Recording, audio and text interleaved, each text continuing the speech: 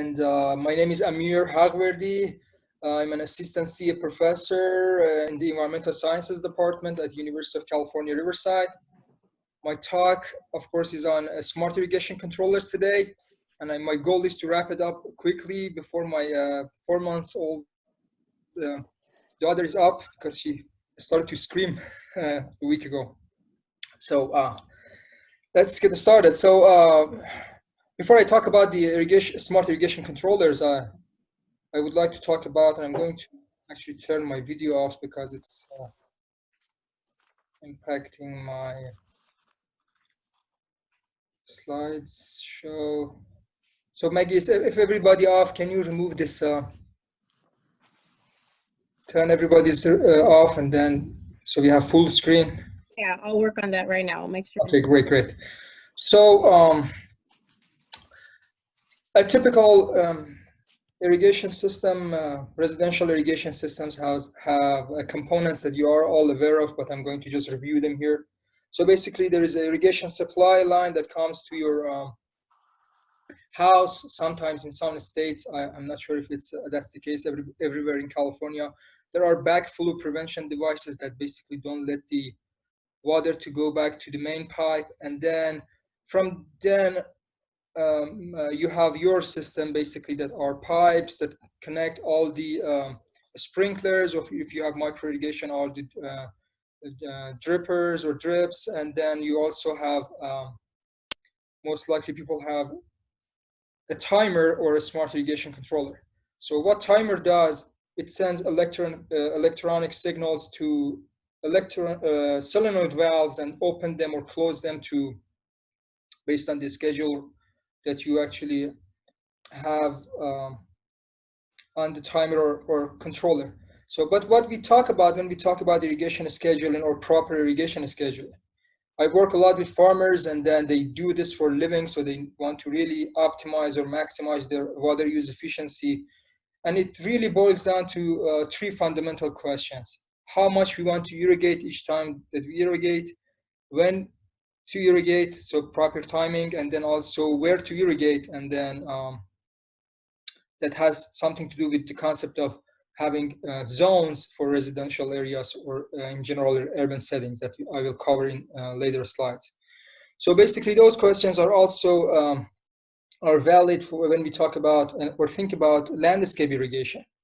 What I see most of the times, or sometimes at least if I want to be optimistic, happen when I walk my dog in the neighborhood is that I see a lot of runoff. I see a lot of bad irrigation timing when it's windy. So it seems to me that all of those problems is because people usually tend to set the irrigation timer or their controller and then forget about it. So they don't really adjust it based on the seasons or weather parameters. So that's not going to work, of course. So we need something more sophisticated in order to conserve water, this precious resource in California, in Southern California in particular. So smart controllers, there are different definitions for them. And irrigation association, actually, since still this is up, so I guess I can turn on my video again. So a smart controller basically either estimates or measures depletion of available plant soil moisture in order to operate an irrigation system. So simply, we can say that the smart controller basically is a timer that most people, if not all, have in their house, plus a sensor or a brain. And that sensor or brain, based on the type of sensor that you have, we can actually divide the smart controllers to 2 different types. Either we have a weather-based or evapotranspiration-based smart controller, or a soil moisture sensor-based or SMS-based smart controllers. And I'm going to talk about both of these controller types today. So let's start with the weather-based controller. So the most important concept that we should be aware of, or we should be familiar with when we think about weather-based controllers, is evapotranspiration, of course. So I'm sure you all know what evapotranspiration is, but let's just refresh our minds. So basically it's a combination of evaporation from the soil and transpiration from the crop or landscape species in urban areas or trees. So since it's really hard to measure these two components separately, even us as scientists, we most of the times just use a combined term, which is evapotranspiration. So when we irrigate, whatever water gets evaporated or transpired by the crop, we add them together and we use the term ET for that. So, and another term that I'm sure you're familiar with is reference ET, or ET from a standardized surface. Typically, that standardized surface is clipped, cool season turf grass that is not under water stress. And that's important because when we talk about ET, measuring ET directly is difficult and expensive. So we do it usually for research. But in practice, we use indirect methods to estimate ET, and then over the decades, scientists actually developed very reliable methods that they can estimate ET, mainly based on weather parameters. So there are weather stations across the state of California. We are really fortunate that we have CIMMYS. I'm going to talk about CIMMYS in more details later on, but basically CIMMYS is we have weather stations across the state, and what they do, they measure all the parameters that impact evapotranspiration, and that's common sense. Before I start naming all these sensors, you know already that in a hot summer day, that when the temperature is high, the crop needs more water, and then the water gets evaporated more easily or faster than a cool, rainy, or maybe more humid day in winter or fall. So what a weather station does is to measure all those parameters. There are quite a few of them: humidity, relative humidity, temperature, solar radiation, wind speed, so on and so forth. And there are sophisticated models, as we call them, or equations that they're running behind the scene that use all of those parameters and convert them to reference evapotranspiration. So when we measure the weather parameters, we can estimate reference evapotranspiration. So, and then there is another concept that comes into play when we think about proper irrigation, and that's soil-water balance. Basically, you can assume that soil is a place to store water and to provide it to the crop through the roots. So what we want to happen ideally is to have most of the water that we apply through irrigation to be stored in the root zone. But when we don't do a good job in terms of scheduling irrigation, what happens is that there will be other terms that are outputs of our system, or controlled volume, which is the rooting depths. So there will be some runoff. I'm sure you will all see runoff from sprinkler heads when they run for a long time, or where they on side slopes. So, and also if you run the system for a long time, then we may see some deep percolation, that water goes beyond the root zone, and we consider that as a loss as well when we think about irrigation. And the two main inputs of such system are irrigation and rainfall. And the output, of course, is ET. We already told that we actually combine transpiration and evaporation and just use one term for it. Another way to think about this whole water balance story is to think about it as your bank account.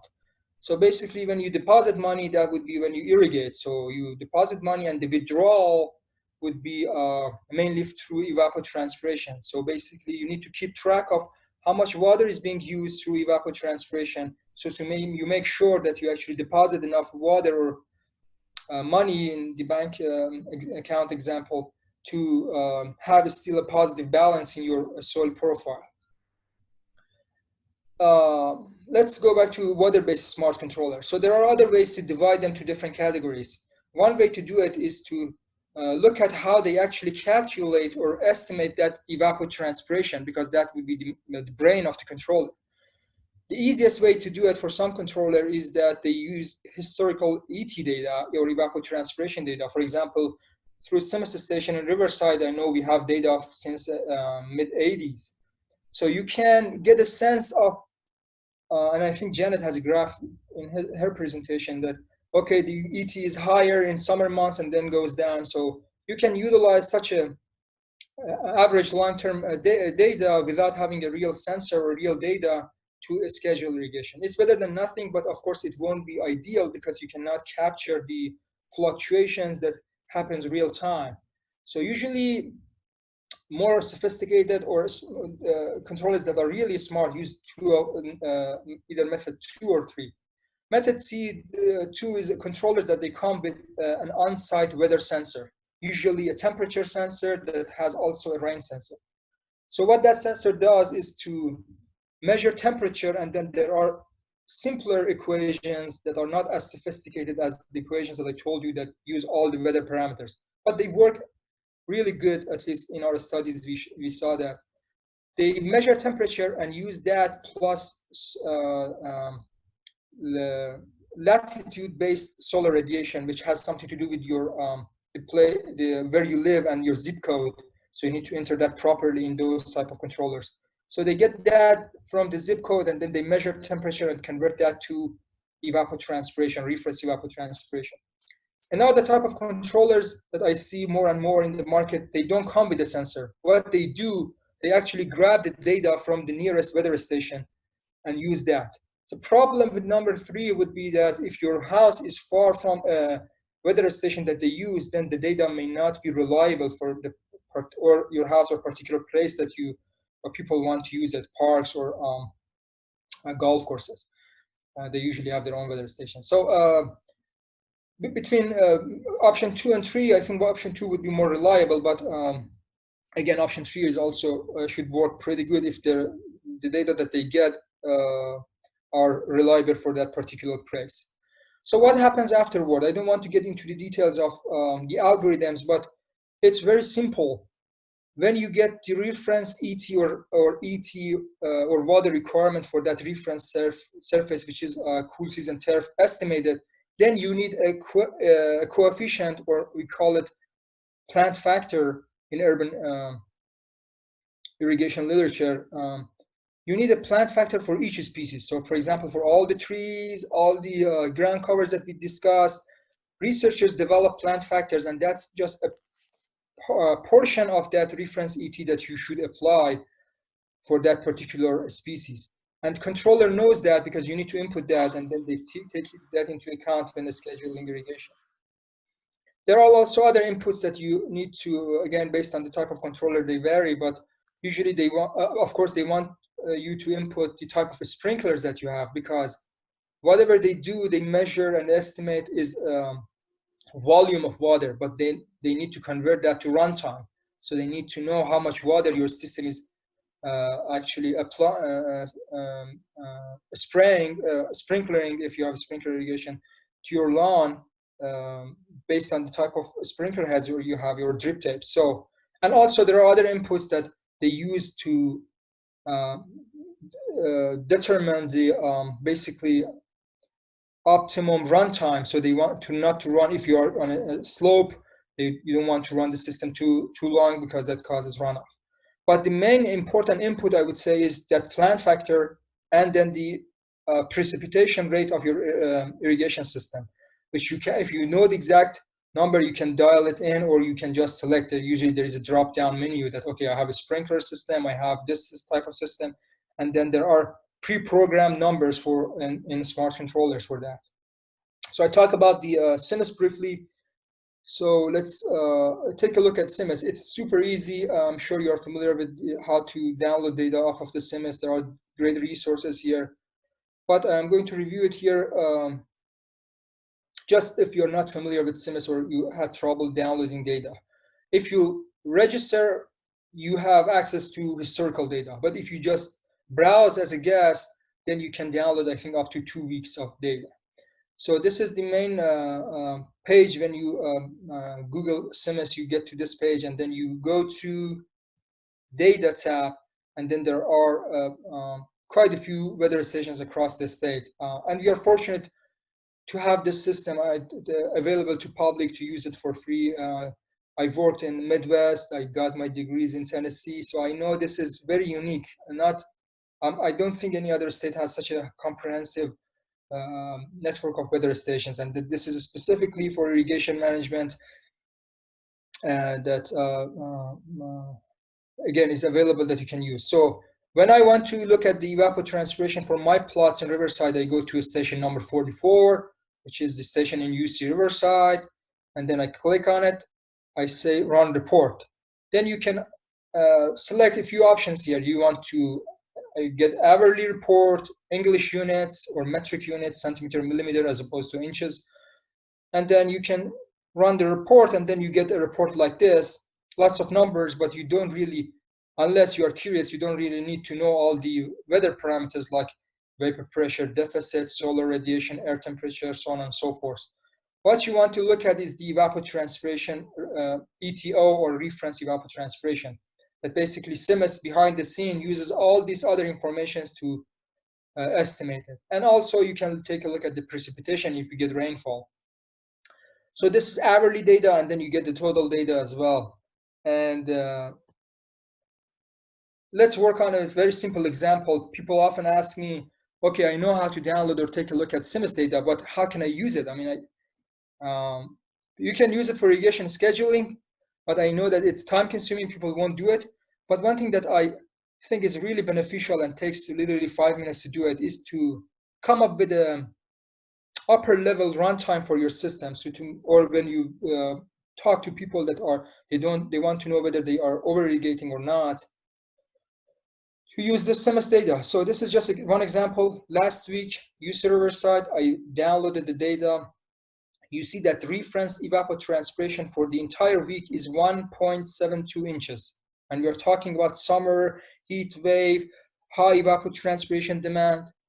So usually it's recommended that you don't irrigate every day. So let's assume that you are irrigating 3 days a week. So Maggie, just a quick question. You can see my pointer, right? That I point to this. Yeah, it's not moving, but okay, now is it moving now? Yes. Okay, yeah, good. you're cutting out just a little bit. You may want to turn your video off. Maybe your bandwidth is getting a little. Okay, so but we can see it. all right. So we have 1.72 inches per week for that particular week, and if we divide it by 3, we are talking about 0.5 inches of water per day. Again, we want to irrigate 3 days a week to fulfill this 1.72. That's the scenario here. And we have pop-up heads. Typical pop-up heads, usually they put 1 inch to 1.5 inches per hour. So just simple calculation, if your system puts 1 inch per 60 minutes, then how much you need to run the system to put 0.58 inches of water. The calculation is here, very simple. It's basically 35 minutes. So 35 minutes, and this is, again, we're talking about cool season turf. So if you have a ground cover that you already know that you only need to put 50% of reference ET, then you need to only run your system for 17 minutes. So if you have a situation, a neighbor that is running his system or her system for half an hour every day, so of course that's an over irrigation. So this gives you an upper limit for irrigation. So again, ground cover that needs 50% in summer, only 17 minutes, 3 days a week for a typical pop-up head. So I think this is a good example of how you can actually utilize CIMIS data for irrigation scheduling or irrigation management. Okay, let's switch the gears and then go to soil moisture-based smart controllers. So what they do, again, we are talking about the timer and the brain. The brain, of course, is a soil moisture sensor here. They do not, unlike evapotranspiration-based controller, they don't actually schedule irrigation. So you need to input the irrigation schedule. What they do, they just avoid excessive irrigation applications. And I have some examples to show you how they do it. But there are different types of soil moisture sensors in the market. And before I talk about all those products and how we can categorize them, let's talk about the whole concept of soil water, how much water we need in the soil. So the two extremes that come to mind, of course, are a super wet soil and a super dry soil. Again, common sense, we know that these situations are not good, not a super wet soil, not a super dry soil. And that's in part because crops need air and water in the soil profile. So we need to have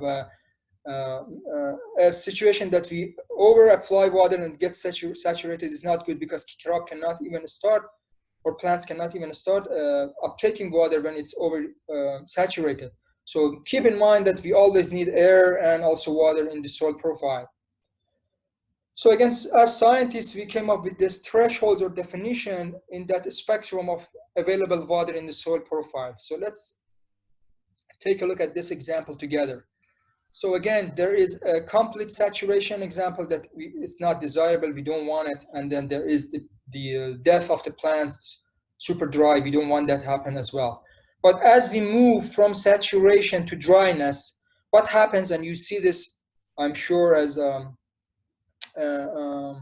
people who are interested in irrigation, when you irrigate a pot, the water starts to drain, and that's gravity that pulls water off the root zone. So after a day or two, depending on the media and soil type, we reach a point that we call it field capacity. That's when soil kind of holds water, although drainage never stops, but that's when we don't see a significant drainage. And then typically we don't actually even recommend going beyond field capacity because you would lose the water through deep percolation or drainage. So that's the upper limit. And then as you move towards a dry part of the spectrum, there is water available for plants, and every species is different, but when you are close to field capacity. When you move away from field capacity, so the soil gets drier and drier and drier, that is when you get to wilting point and permanent wilting point. You don't want to get to that point because even if you irrigate, the plant cannot recover anymore. So there is an area that we call it available water, and then there is a narrow area that we call it the readily available water. So usually we want to stay in that area. So another way to look at it is to think about it as your gas tank. Basically, the full gas tank would be filled capacity, and the empty would be permanent wilting point. You would need a triggering point somewhere in between that you basically go to that point and then again irrigate. So let's talk about the soil moisture sensors in more detail. So usually you can divide the soil moisture sensors in two categories. They either measure volumetric water content, which is the volume of the water in the soil, percent of the water in the soil. If let's assume that we can squeeze the soil and the water goes to a bucket, so that's the volume of water. There is another parameter that usually we use for irrigation scheduling, and that's soil matrix potential. People also call it soil tension, soil suction. That's the energy state of water in the soil. And why is that important? It's because crop needs or plants need to spend energy to uptake water. So when you go from a wet soil to dry soil, it's getting harder and harder. They need to spend more energy and more energy. And then at some point, they cannot even overcome that energy that is between the soil particles and water. So this is important because some soils, like a clay soil, a heavy soil, may have water available, may have water in the profile, but that may not be available easily for the crops. So we, as scientists, when we want to schedule irrigation, we usually use soil potential as opposed to volumetric water content. But the good thing is that in urban settings and residential areas, the smart controllers are not that sophisticated, or let me put it this way, they do the job for you, so you don't need to really worry about all these concepts. So what happens is that if when you have a timer, again, timer sends a signal to solenoid valves, they open, and then you have the irrigation. So the smart soil moisture-based controllers are bypass devices. Again, they don't schedule irrigation, they just avoid irrigation. So this is an example that you can basically we can discuss to understand how the soil moisture soil moisture-based smart controllers work. So this controller, let's assume that we have a controller that I told you that we need to set a threshold when we use smart soil moisture-based controllers. Let's say we establish a 25% threshold. So water, if it's below threshold, means its soil is dry. So the controller in that situation tries to send the signals to open the valves. what happens is that the soil moisture sensor is right in the middle. First it checks, okay, it's 20%, it's less than the 25%, so I let the signal to go through me and then we irrigate. In the second scenario, when the soil moisture is already 30%, then the soil is super wet, so the soil moisture sensor doesn't even let the signal to get to the solenoid valves, and you won't see any irrigation happening. So that's how the soil moisture sensor-based controllers work. And I also would like to cover the whole concept of irrigation zoning before I hand it over to my graduate students. So I'm sure you're familiar with irrigation zoning and irrigation zones. Most likely, unless you have, let's say, turf and nothing else, you need to zone your landscape because different species need different irrigation managements. And with the invention of solenoid valves and smart controllers or even timers, it's super easy to do it, but you need to be mindful of the water requirement for each crop species, each species that you have. So when we talk about zoning, we usually consider microclimates, soil conditions, type of landscape, irrigation system characteristics. So if you have a system that you have only pop-up heads, so you can remove this. Soil condition, if the soil is pretty uniform, you remove this. So it really boils down to what type of landscape you have. Maybe you have area, the backyard versus front yard. Maybe it's a little bit different based on the shading conditions. So then you need to start zoning and putting together the areas that need the same amount of water.